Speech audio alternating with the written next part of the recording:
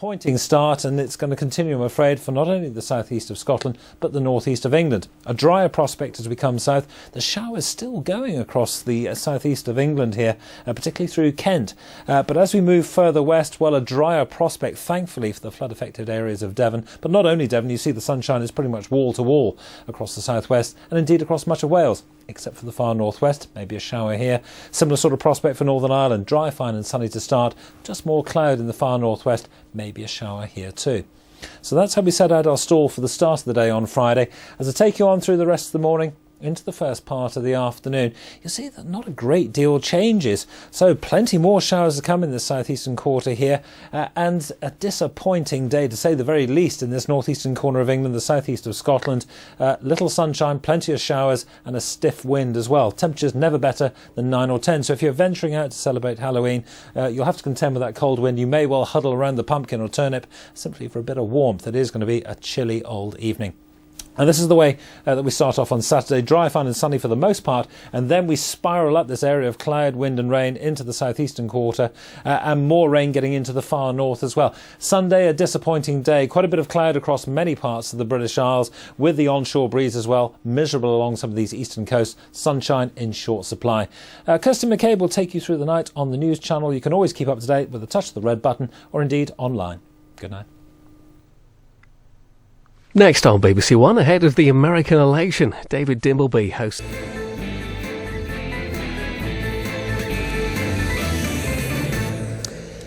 And hello and welcome to our normal viewers, but also to people all around the world who are going to be watching this programme on BBC World News. Great to have you with us. 5 days to go before the United States chooses its next president. And for this programme, I'm joined by Elizabeth Edwards, one of Barack Obama's healthcare advisors, whose husband ran for the Democratic presidential nomination. Christopher Nixon Cox, executive director of John McCain's campaign in New York, grandson of former President Richard Nixon. The British historian, professor at Columbia University, Simon Sharma, a Pulitzer Prize-winning journalist with the Chicago Tribune, Clarence Page, and the Republican political strategist, Sherry Jacobus.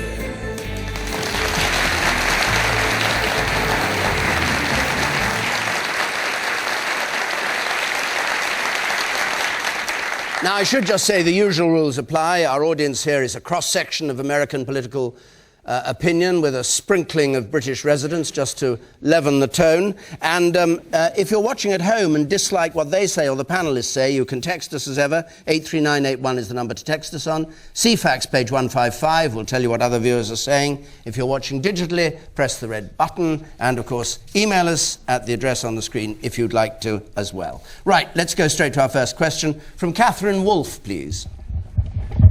Which candidate does the panel believe could and would restore America's battered image abroad? If you assume a battered image. Simon Sharma? Barack Obama. That was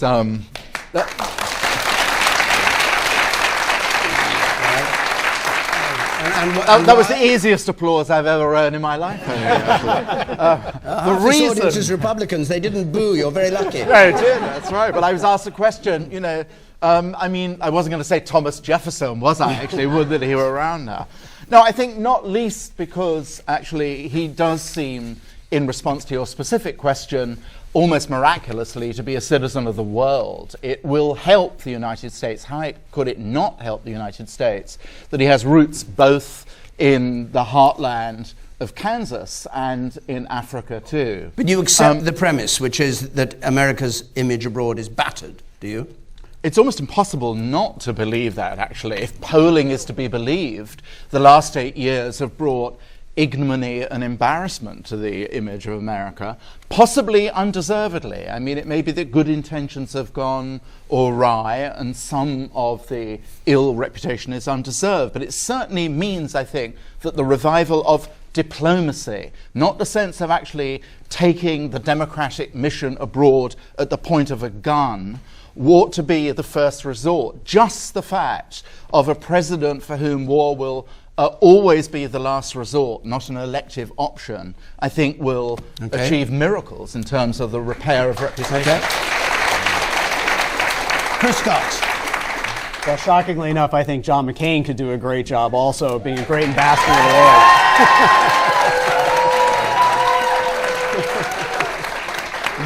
you think the image needs regenerating? Is it a battered image? Well, let me make just a couple points about that. I think that some of the things that has happened during the Bush administration have been quite admirable. I think if you go to a lot of African countries, the United States is very high up in terms of popularity in our relations with these countries, and a lot of that's due to George Bush's policies. So I wouldn't say that the entire world is dismayed with the U.S. And then I think also we have to look at what's happened with a historical eye. I mean, Iraq is still getting better, and that could end up being a terrific success in the world and could also naturally change world opinion as well. Okay. Clarence Page. Well, I think, first of all, Barack Obama embodies change to the world. They look at him and they look at any of our previous presidents, and he is change. Number one. Number two, he is a man of the world who understands the world and has empathy for it. George W. Bush was known around the world for not having seen the world before he became president. He had been to Africa. And I agree with you about his popularity in Africa for good reason. He surprised everyone with his AIDS fighting measures. And the name of the United States is a very good one across Africa because of that. Unfortunately, our name would be better if we had taken a more proactive role in Darfur, a more proactive role in Zimbabwe and other trouble spots over there. But even more pressing, across Europe, when you look at our NATO allies and other allies around the planet, we have an image for having more weaponry than the rest of the world put together, and that's a fact. It's not just an image, it is a fact. But the big stick policy is one that is viewed.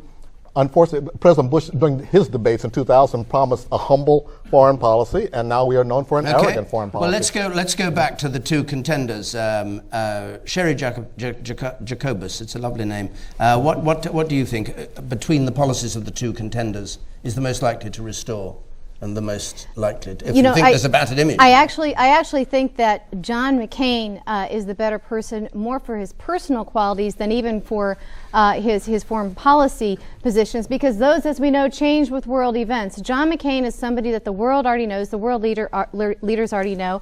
They know his personal story, his personal bio, which we all know is very strong, 5.5 years as a prisoner of war, and with an option to get out, and he did not. But I think it's his history of reaching across the aisle, maybe perhaps when the White House wasn't doing it, when other Republicans weren't doing, he's willing to reach across the aisle to his political and opponents. Work with the other party.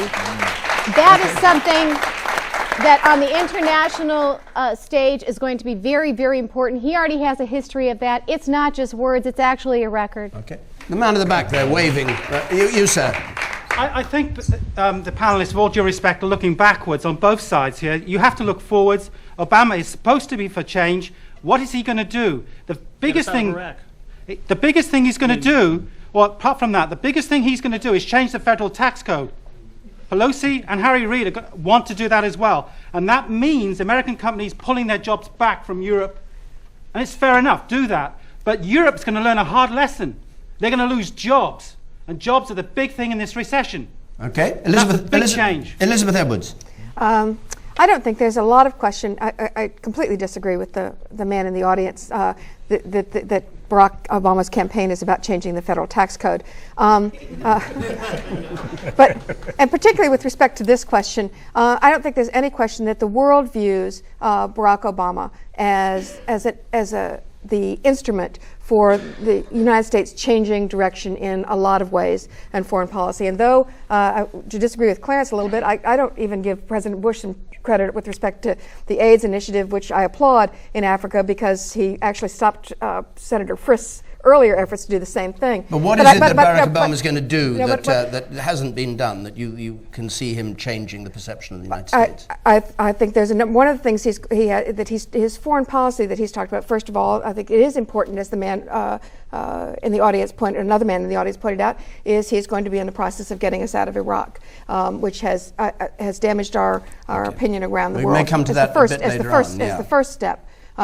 And he's also indicated a willingness to go around the world and to give a new face. The President of the United States is the face of this country, and our esteem is directly related to the ability of that one human being to relate. Who do you, sir, want to see as the face of the United States? I would like to see John McCain and Professor. I'd like to say, you're a typical professor. Okay, There's sir? no such thing as a typical professor. Well, you are it. You are it.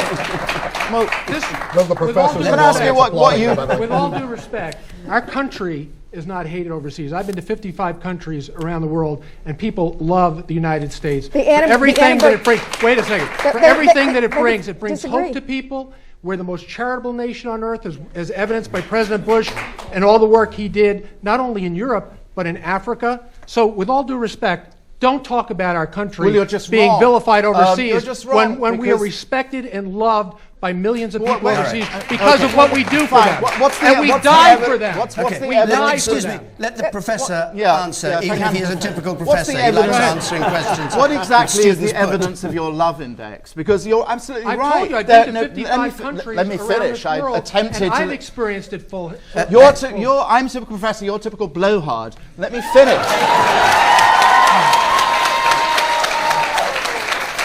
I didn't say that the United States has not got any virtues. If you actually bother to listen, and if you were my student, you would get a failing grade. If you bother to listen to me, I said possibly undeserved reputation. There is a huge amount of polling evidence from all around the world that the reputation of the United States, I said perhaps undeservedly, has suffered bitterly and in an extraordinary way over the last 8 years. One thing the world is hungry for is to have an America with authentic moral dignity brought back to them. You don't. We freed Iraq.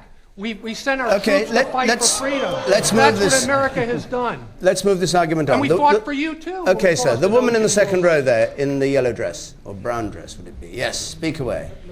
Yes, I believe that if the United States' stature is diminished, particularly because we are being too interventionist, I don't think either of the candidates will make any difference at all, because right now they're focusing either on who's going to go into Afghanistan faster or Pakistan faster. No one is actually going to stop our interventionism across the world. We are really caught up into establishment politics here, and the differences between the two candidates are streamlining. And the reason that the world is really accepting Obama is because he's, changed, quote unquote, but everybody always likes to go to the person who's brilliant and who has rhetoric and who is, makes a lot of promises. It's an interesting point. Clarence Page, what do you say to the argument that actually neither candidate is going to be that different?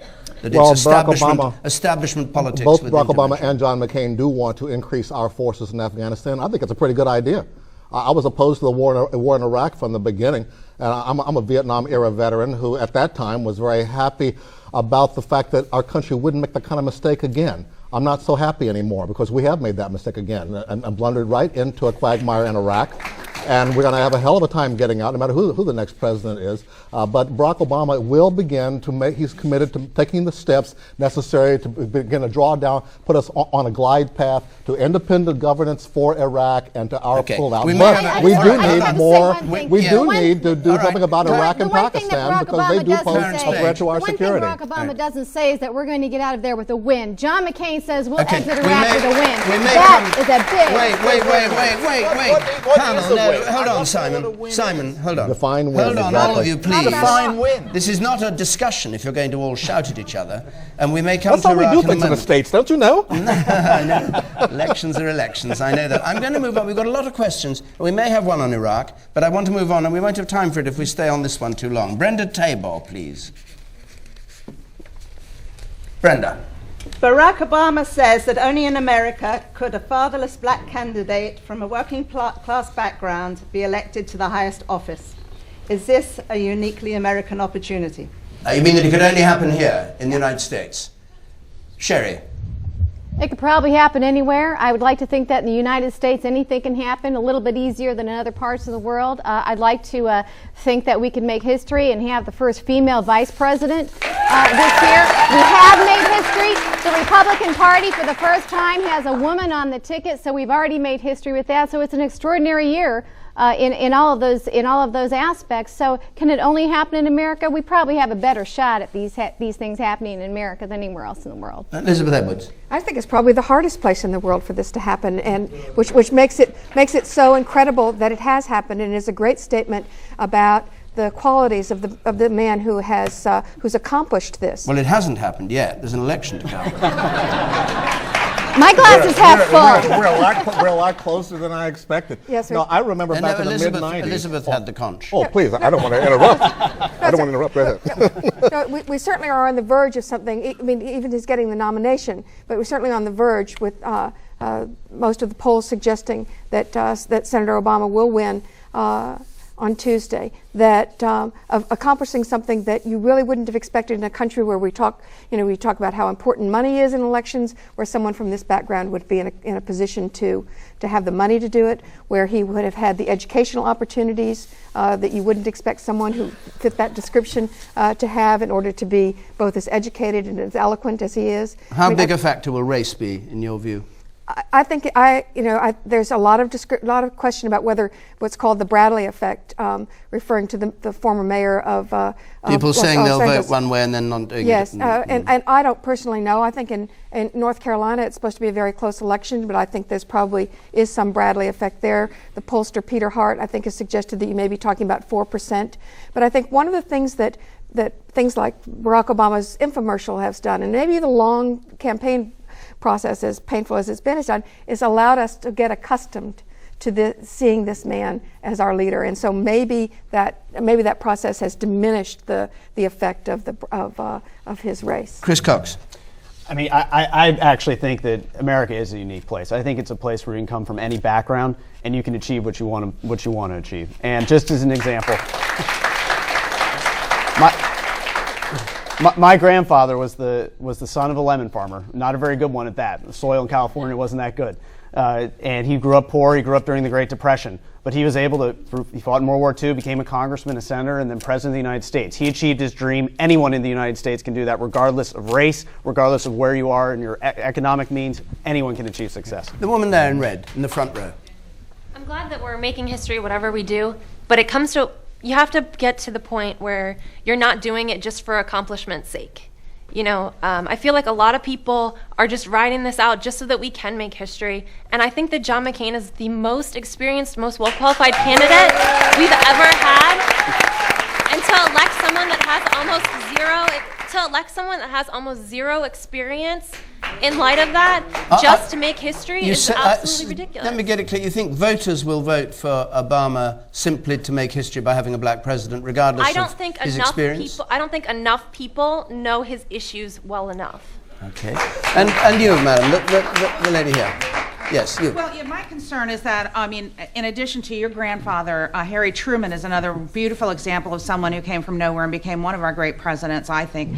But what concerns me is that only in America can somebody so inexperienced be on the verge of leading the free world because of his incredible charisma, and that was what worries an awful lot of us. Well, the experience issue, John McCain has decided to put someone on his ticket a heartbeat away from the presidency whose experience was limited to being mayor of Wasilla and 2 years as governor. Sarah Palin has more experience than Barack Obama. She has executive experience. When you do a side-by-side between the two, Barack Obama does not have Can I the just experience answer of the Sarah question? Palin. I don't know whether you can or not, but David, try. can I answer the question? Yes. As someone, thank you. The best. Good. Can I answer the question? Good. No, I just, as someone who's lived half my life in the United States, half my life in Britain, I do want to absolutely echo for the British audience and the world audience exactly what Christopher is saying. I do actually think this could only have happened in America, and I know I'd feel that way if someone of the same ethnic background was actually running as the Republican nominee for the president. It is extraordinarily moving to me, and not to be taken for granted by any of you, that the great glory of America is that it's an immigrant democracy. It's impossible to read, Obama's Dreams of My Father and not feel actually that, in some sense, being woken up by his mother at 4 o'clock in the morning when he was a boy to do homework, that is an American story. We are not, anytime soon, going to have a Sikh from Southall be the Prime Minister of Great Britain. Okay. The man in the red tie there, in the middle, you, sir. Yes. Thank you. I think one of the most interesting things is when you actually look at the real big picture, and you look at Obama in terms of experience. Sarah Palin, who has only been governor for 2 years and was a mayor of a small town in Alaska, has more executive experience than the entire Democratic ticket.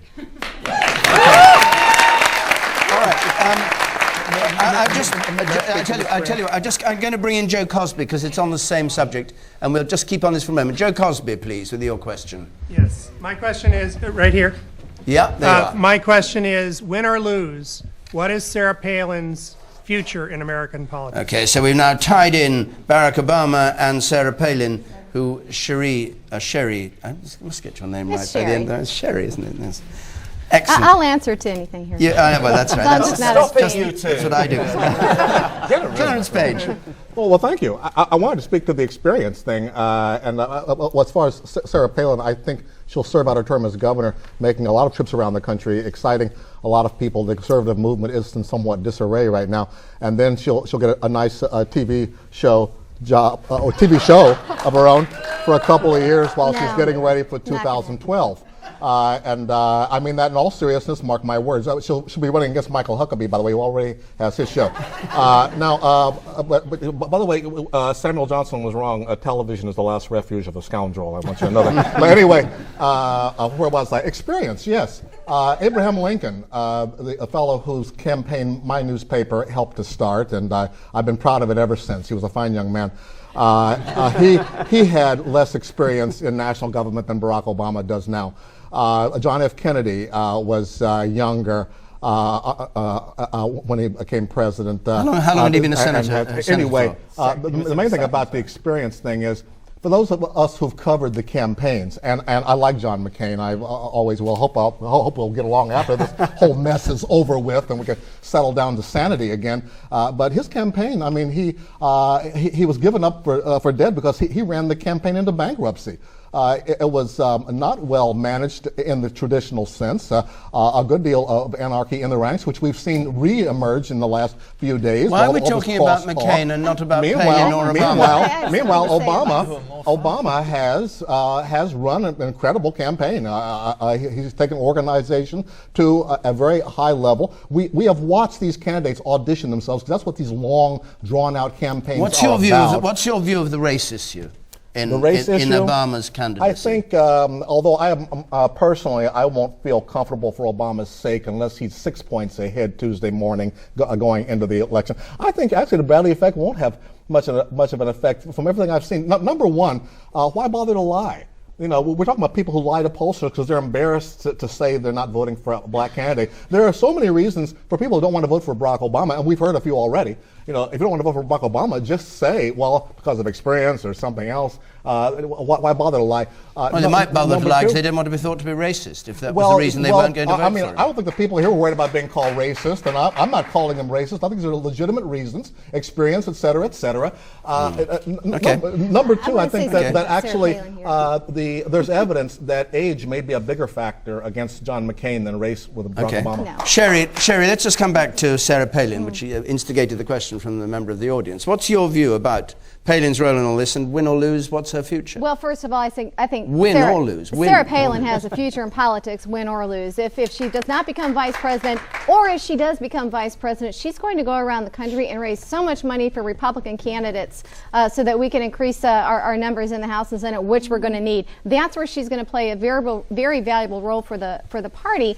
I think the way that she has been ripped to shreds by the press and by the Democrats in this campaign is terrible. I think that she's been made a caricature of in a way that no candidate has before. It's one thing to pick apart somebody's their failings, but she has been made into a cartoon. It is unfair. This is an accomplished woman. Yes. Okay. Well, what's happened here is that you have the American women, even Democrats now, there's a bit of a backlash. They're saying, you know what, this is sexist. They said it in the Democratic primary against Hillary Clinton. This campaign has had sexism in it. We talk about racism so much, but the dirty little secret is the sexism that's been against Sarah Palin and against Hillary Clinton in the Democratic primary. Elizabeth Edwards. That is simply not the case. And in terms of what her future is in politics, she's going to have to actually be interested in some of the policy issues that somebody would have to deal with. She has shown it is an astonishing, a stunning lack of any. It's like she never picks up a newspaper. She doesn't know what the language is. She doesn't know what the issues is. When she describes things, it's not that she's not glib in a very effective political way. It's an inch deep. That when she has to talk about anything, she shows a complete lack of understanding. John McCain had to change his health care policy because of something she said, which was completely wrong. Sounded great politically, but she simply didn't understand the issues. Okay, you sir in the front here. Yeah. I would say today America and the world is ready for a well-qualified African-American male to be president of the United States that is married to a well-qualified African-American female to be the first lady with a beautiful family. But I would also say for Ms. Palin, 8 years from now, I think the world may be ready for her. She may be ready. She has 8 years to get prepared. She's out front. And she's done a great job, but I'm for Obama, and I think today is Obama's time. But America has spoken, and America has said today that they are ready for a male or a female. America hasn't spoken. We don't have the election until Tuesday. But America has spoken when America has spoken through its votes. The 18 million votes that Hillary Clinton received, the votes that Obama has received, the praise and the embracing that Sarah Palin has received. America is ready, and next week we're going to see Obama's going to be first, and perhaps 8 years from now, maybe Palin. The woman up there with spectacles and the dark hair. Yes, you, ma'am. You've got dark hair? You have got dark hair. Yeah. And you've got spectacles, yes. I think it's very possible for us to see all women candidates from now on as, are they like Sarah Palin or are they like Hillary Clinton? And I think that's the biggest problem we have in the future, is that women running for candidacy in the future are all going to be viewed as one or the other. Because as Elizabeth Edwards said, Sarah Palin has this much experience. She knew nothing about the Bush Doctrine. I knew about the Bush Doctrine. I mean, who am I? I'm just I just... You'll be running for president. I'm not running for president. I could. But the sad thing is that she wasn't nominated. She was picked by John McCain. America's not ready for a woman candidate yet. When they will be, she'll be nominated. Simon Sharma? Well, all I want to say is, even though I have deep misgivings about someone who really thought that she had a grip on American-Russian relations from the fact, actually, that Russia was visible, really, from Alaska. Nonetheless, what nobody's been saying, which I think a lot of people will have to acknowledge, Sarah Palin has this mysterious quality of supremely self-confident political electricity. She actually does know how to hold an audience in the palm of her hand. Despite however scripted or unscripted she is, there is this extraordinary sense of energy, and that can actually take you a very long way in politics. So win or lose, or it could even be a landslide on Tuesday, and we still absolutely, I would guarantee you, she has a hot future in the Republican Party. I'd like to stand up for Sarah Palin for just 1 minute. I just want to say that Sarah Palin, she got into government for the right reason. She saw that her party in Alaska had problems. She took on the Republican leadership there. She won. She's a reformer. Okay. Just as proof of that, Sarah Palin was able to, she cut the budget. She cut the budget by $500 million. I mean, she did really difficult things and stood up to the big oil interests in Alaska. These are all good things that she's done. So I think she has a bright future. And just to answer your question directly, Sarah Palin's going to serve 2 terms as vice president, and then she'll run for president. Right, we've got a lot more questions. Just to leave Washington for a moment with a bit of information about question time, we're going to be in Tottenham, London next week. We've got the Justice Secretary Jack Straw, we've got UKIP leader Nigel Farage, and we've got the musician Brian Eno. And the week after that we're in Dover, where our guests include the Housing Minister, Margaret Beckett, who's going to be in a scrum with the former England rugby international, Brian Moore, and the Liberal Democrat peer Shelley Williams. So, as always, if you'd like to come either to Tottenham in London next Thursday or to Dover the Thursday after, 0871 626 9988 is the number to call, or go to our website. And we'll go on to another question, something we touched on at the beginning, and I think it's worth a serious discussion about the different approaches of the 2 candidates. Anitha Warren, please. Anitha Warren. Yes. What is the definition of victory in Iraq? What is the definition of victory in Iraq? Chris Cox.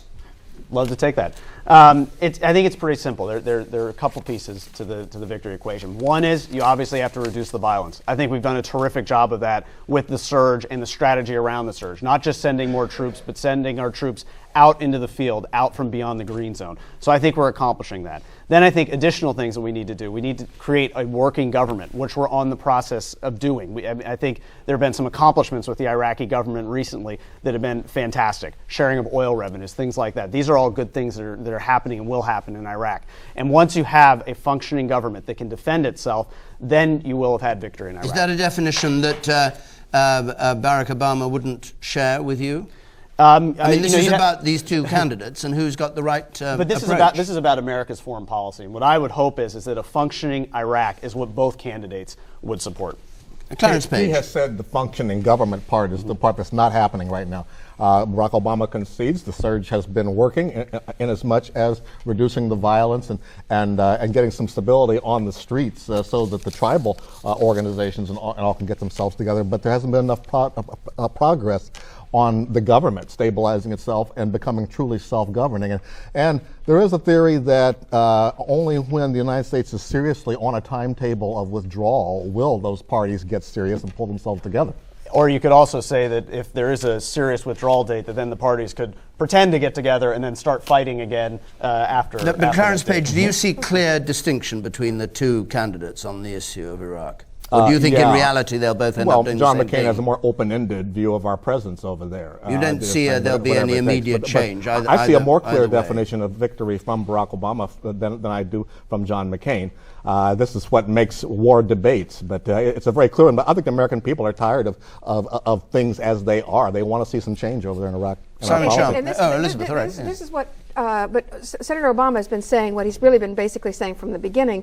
Senator McCain's position has been morphing over time. The reason that they're so much closer together is Senator McCain's position has been morphing in order to close the gap that's there. I mean, it wasn't that long ago. He said it's possible for us to be there in 100 years. I mean, there is no such thing as victory as long as the victory is enforced by American presence in Iraq. And that we can't have that. The woman in red there, you in the middle, in red, and I'll come to you, sir, afterwards. Yes, the woman, can we get a microphone to the woman in the center there? Thank you. Yes. I have a couple of very close friends who are in the U.S. military who just got back from Iraq, and I also know some Iraqi officers. Talking about the surge, right now it is more stable, but talking to my friends, the question is, will it remain stable? My Iraqi officer friend says, terrorists go on vacation as well. So the fact that it's stable now doesn't mean it's going to be stable later, and the fact that the U.S. is not going to pay the sons of Iraq anymore, there's a question of, are they going to go back to become insurgents and attack the Iraqi government? So I think right now, it's okay, but I'm not confident that the Iraqi government is ready to take over. But I'm also not sure if it's right for the U.S. to completely pull out or not. And I don't even think the presidents, the candidates, whoever becomes president, is going to make that decision because they're already in discussions. So, what are we going to do to make sure that Iraq doesn't become like Afghanistan after we leave or in the next couple of years, and then we have blowback? So you don't see a clear distinction between the two candidates' positions on Iraq? Despite the fact they've modified them slightly, but they've been expressed differently. I don't really think that they're going to be able to do anything different. Once there's a decision made between the Bush's government and the Iraqi government, are they going to be able to make a change in that? I don't really think so. Okay. Sherry Jacobus. I think this is going to be, you can't look into a crystal ball and say exactly what's going to happen. We all have our wish list. I think that the simplest answer to this is look to the person who actually has the experience on this, who actually was right on the surge, who called for the surge, and that was John McCain. When John McCain called for the surge, he was in disagreement with the Bush White House. He was in disagreement with Rumsfeld. Rumsfeld had to go. When John McCain did this, he wasn't real popular with a lot of people, particularly the Bush White House. So I think you have to look at somebody who's steeped into the culture of the military, who in the history of this, who's been involved in this, who's put himself on the line for this, who understands it, rather than somebody who could just sit down with their advisors and get some talking points and take a poll and see what sounds best to the American people. Why is the Republican position that Barack Obama can't use the word victory in Iraq? And because he doesn't hasn't. When you laid out the goals, as our friend over here did, we don't hear Barack Obama talking about those things. We don't see the conviction with Barack Obama on these things. His conviction about what? Well, because about achieving those goals, and he doesn't have the background. He simply doesn't have the experience to do this. He's got the talking points. Yeah, we're back to look. Barack Obama had a very productive meeting with General Petraeus. It was not talking points. He's very well familiar with the chronology of the war and has made the same points that I just made. I got those points from Barack Obama because it's all about trying to build a government there that can function so we can pull out, and we are going to pull out eventually. Simon Sharma. He refused to even acknowledge that the surge was working. Well, the longest time, it was only when his back was up. To Bill O'Reilly, didn't he? It was only when his back was against the wall politically. Well, he acknowledged it, didn't he? He either was unwilling, but he wasn't going to acknowledge it on the terms of the Republican Party. He's going to acknowledge it on his own terms. Don't speak together because we won't be able to hear either of you, which would be a pity. The man in the second row there in grey, and I'll come to you, Simon, in a moment. Yes. Yeah, it sounds like your guys' definition of success is stability, but I would hope that if another country sent troops here, we would fight back, and then you guys advocate sending more troops, more guns over there, and disarming the populace. But where's the moral justification for this? The man in the yellow tie. The moral justification for Afghanistan is that they pose a threat to our security. Iraq did not pose a threat to our security before, but we have a moral obligation now that we've gone in and screwed things up the way we have to try to help them to get on their feet again. Well, I was only going to disagree with Mrs. Edwards until Mr. Page said that. You're entitled to disagree with me too. The actual fact is Saddam Hussein did pose a threat to security. And what happened is we went in and we took out. Wait a second. We took out the worst guy in a bad neighborhood. And if you want to fix the neighborhood, you're going to have to stick around for a while, much as we did in West Germany after the Second World War. Let him finish, Clarence. In terms of what should be the immediate objective, I would suggest to you that the victory in Iraq objective in the immediate term is a society that is essentially stable and peaceful and self-governing and relatively secular, at least on the way to that, to looking something like Turkey, okay? But we will probably need to be in some sort of arrangement to help assist them in fending off aggression from neighbors who would make trouble like Iran. Which presidential candidate best approaches it in the way you would like? Well, I think Senator McCain on that score, and that is the predominant reason why I would vote for him in general. I mean, some of the other things I don't know. So your prime reason for voting McCain would be over Iraq? National security, yes, because that is a foothold that has to not only be held, but then become the way to expand if that region is ever going to improve. Simon Sharma. Oh, expanding footholds. That, to an old Brit, sniffs just a little bit of the imperium. Look, if you're going to want Iraq to be like Turkey, 100 years is not going to be enough, actually. What Iraq to be like Turkey? What we've done in this brilliant war, brilliant surge, is to create a Shiite satellite of the Iranian Empire in Iraq. That's what we've done. The masterstroke of the Cheney-Rumsfeld administration. I'm not going to have this stuff about John McCain's superior experience in supporting the surge. He was quite right to do so, since he endorsed a catastrophic mistake by which Iraq was misrepresented as having something to do with 9/11. It had absolutely nothing to do with 9/11 whatsoever. The American people were deceived about that, and Barack Obama was not deceived about that. One crucial point is we are in trying to endorse a democracy in Iraq, which means there is a sovereign government. The word that I've not heard from anybody on the panel, the name is Nouri al-Maliki, who has actually stated quite clearly that he wants American troops to depart in a specific amount of time. Do you believe him when he says that, or is he just posturing? Well, I think whoever the next president is, he has to pay attention. Sorry, I asked you a question, but you didn't answer it. I'm sorry, I thought you were talking rhetorically. No, I wasn't at all. I was directing a question to you. Do you believe Maliki is posturing, or does he mean it, that he wants the Americans to get out, which would make it a great deal easier for everybody, wouldn't it? I think he wants Americans to leave We agree. Does that matter? within the next 16 months, which aligns him with the Obama policy. Yeah. Okay. Woman there in grey, briefly if you would, madam. According to George Bush, mission was accomplished over 2,000 days ago. So he declared victory over 2,000 days ago, yet there are honest, brave Americans over there still dying. I'm sorry, I don't disrespect your grandfather, but we're coming out of a president who is less popular than Richard Nixon. And when he's he not on the resigned ballot at a Tuesday, 29% approval rating. And when you have a candidate who voted with the current president over 90% of the time, you can very much think he may not be him, but he's his identical twin. The talking points are really old and stale. I need to respond to that. Chris Cox, you have a... I have to respond to that because on major issues of the day, John McCain, on global warming, on major issues like that, John McCain has broken with the Bush administration repeatedly. And I would challenge any of the people who support Barack Obama here to say, where has Barack Obama worked across the aisle to achieve major legislation? Worked across the aisle. Okay. All right. Let's go on. Thank you, madam. Thank you. Thank you. So we talk about McCain crossing back on the Bush tax cuts and other issues. Elizabeth Davis, very briefly, I want to go on to another question. It's just the member of the audience said, and just so it's clear for the British audience, that Senator Obama has worked with Senator Lugar from Indiana on non-proliferation issues, which is very popular. I mean, a lot of people agree with that.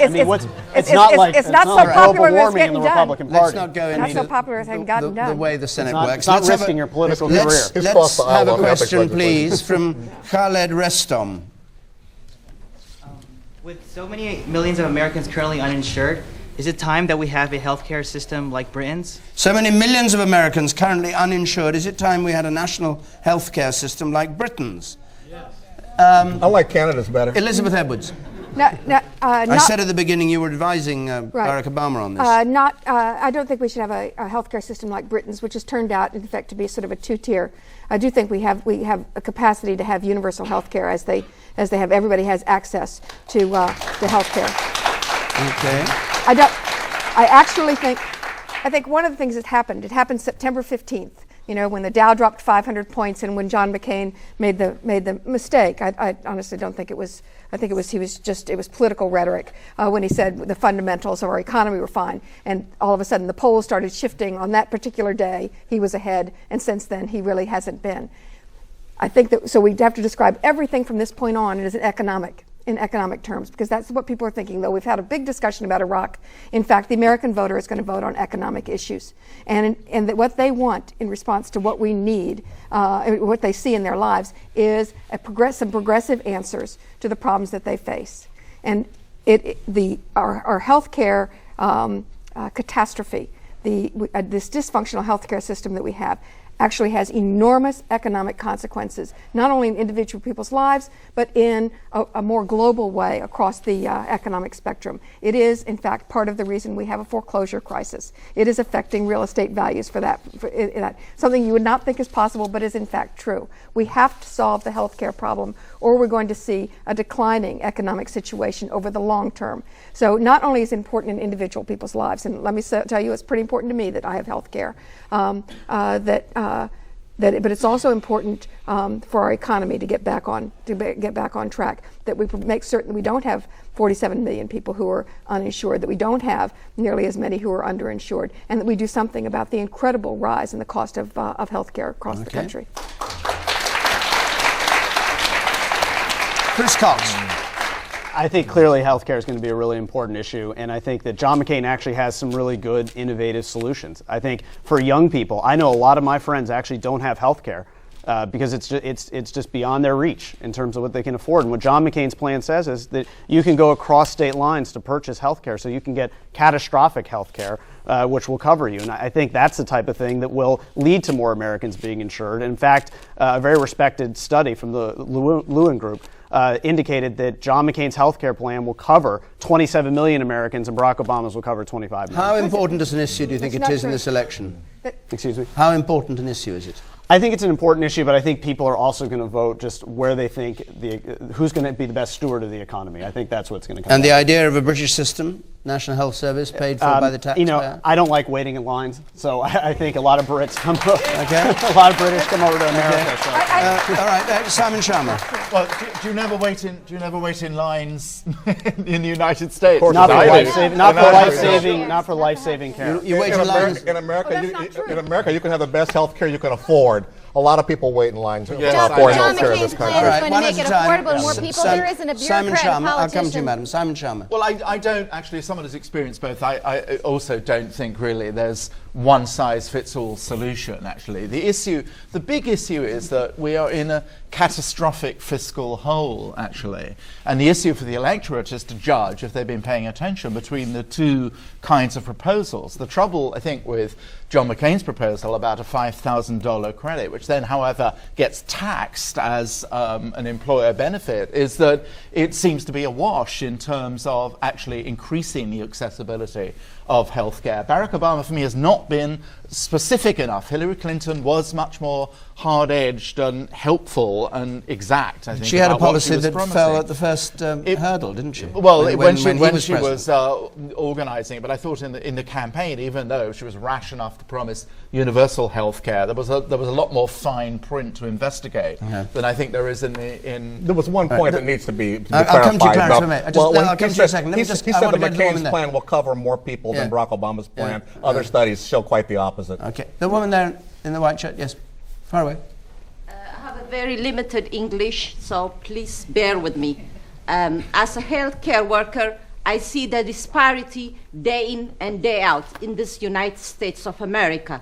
And some of you tend to say, I don't want to stay online. Yes, the few privileged would like to stay online. But there are a lot of people in this country, is my beloved adopted country. I'm an African. A lot of you are saying Africa, Africa. Yes, President Bush is very good in terms of helping the so-called AIDS patient. That's one thing about Republicans, but there is no diversity when it comes to Republicans. That's why I support Obama. But again, what I'm trying to say is, if instead of spending all the money on the war, why not we spend it here for the healthcare, one for the healthcare, and those people here. You look at the picture behind you, and behind that big dome, there are a lot of homeless people in the United States of America. Okay, all right, you've made the point. Thank you very much. No, I won't let you go on because you've made the point very effectively, and we've got other people who want to speak. Sherry Jacobus. Okay, Sherry Jacobus. I'm part of the United States. I get the point. The fact that I'm part of these people makes me proud of being Thank you, but let's go back. Let's go back to the health service which you work in and which you said shocked you because there were some people well treated and some badly treated, as I understood your point. Sherry Jacobus. Well, I don't think that many people in this country really believe that there is a politician or a bureaucrat alive that's better prepared to make decisions about their health and the health of their family than we ourselves with our doctors. I know that I think it's a terrifying thought that this be put in the hands of the government. I don't want to have a British system.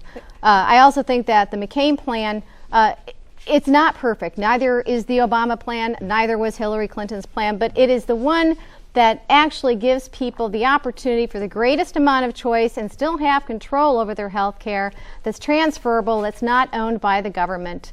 It's just not something that Americans really are comfortable with, especially after the big bailout. We don't want to have the government running any more of our life than we already have. Okay. Clarence Page.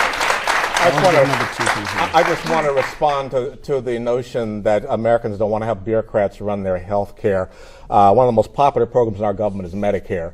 And if you want to lose office, if you want to lose your run for public office, just advocate replacing Medicare with the John McCain health care plan. But nobody's proposed that, so it's not even an issue. Nobody will propose it because Medicare is very popular. Medicare, just to explain to viewers who don't know, is free health care for the over 65s. For over 65, yes. Okay. I was interviewing Barack Obama on stage before an organized labor coalition in New York once a few months back, and I asked, why don't we just expand Medicare to cover everybody? The audience broke out in applause, but Barack Obama said and explained very patiently that we must advocate that which we can legislate.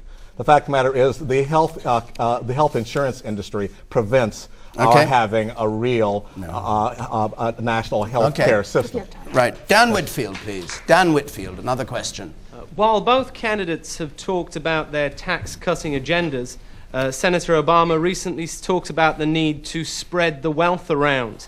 At a time of near recession, is the policy of redistributive taxation a wise policy? Okay, Clarence Page, you go on that. Well, Social Security is redistributive taxation.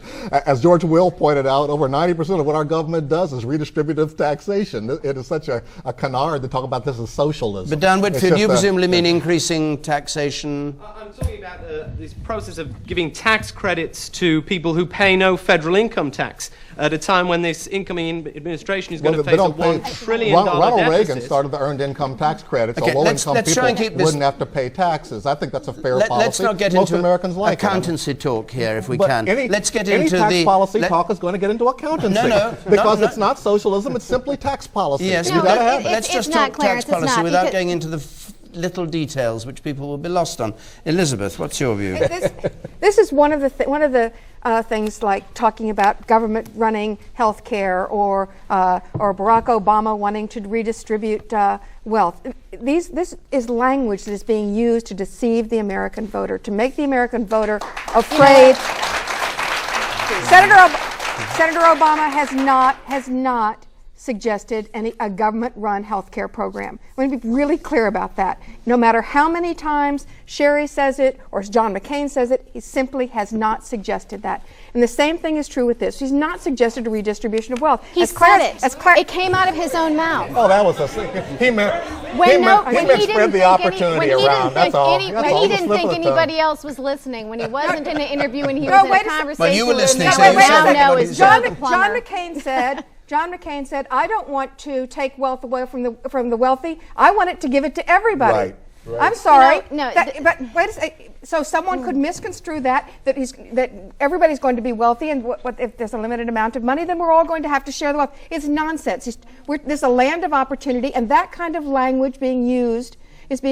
Senator Obama's tax plans do not. The only thing that they do in terms of affecting people who have more money is that he does not extend the Bush tax cuts for people who make over $250,000 He's down a year. to 150 now. He's changing it on a regular basis. Look, the words came out of Barack Obama's mouth. He was given a chance on one of the network morning news shows to take it back, and he reiterated that he wanted to spread the wealth. All right, the woman there waving away. No, hold on a moment, Simon. Yeah. No, the woman there in red. Yes. You said that Senator Obama doesn't support universal health care, and my question to you is, he has also said that he would extend health insurance to anyone. I don't want to go back to health care because we're on to even taxation. People with Wait a moment, no, I but cut how that can out. he do Right, both? no, hold on. I don't want to go back to health care because we're talking about recession and taxation. Simon Sharma. Well, I mean, what Obama wants to do is actually put purchasing power, a little bit of disposable income, back into the hands of 95% of the American population who will get a tax cut. Not what his plan That does. seems, to an economic dolt like me, incredibly sensible thing to do in a recession.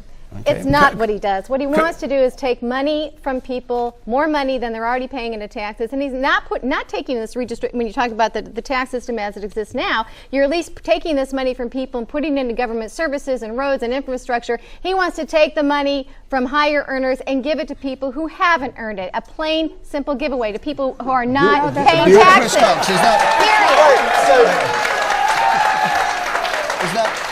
Is that a fair description of the what I'll say policy? is the most important thing is Barack Obama going to be able to stand up to Harry Reid and to Nancy Pelosi when they try and raise taxes? We need a president like John McCain, who's never voted for a tax hike, and who will actually cut taxes. That's what we need to get our economy going. I think people can spend money better than the government. Do you endorse what she just said?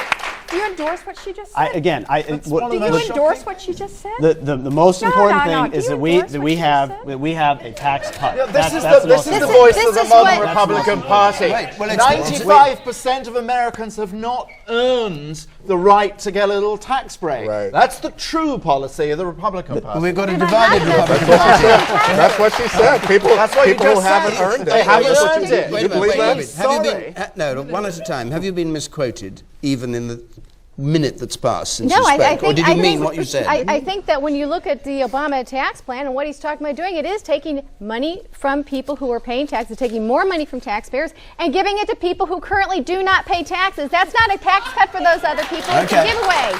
Right. There's no other way to look at it. All right. This isn't rhetoric. Did you follow that? Okay, we're gonna. As our moderator, did you follow that? I'm not the first one objective who and said disinterested. this. But you're going to leave By all that? means. I'm going to move on. We've only got 3 or 4 minutes left to another question, and this from Jeff Berman, which will give everybody just a chance to sound off for one final time. Jeff Berman, please.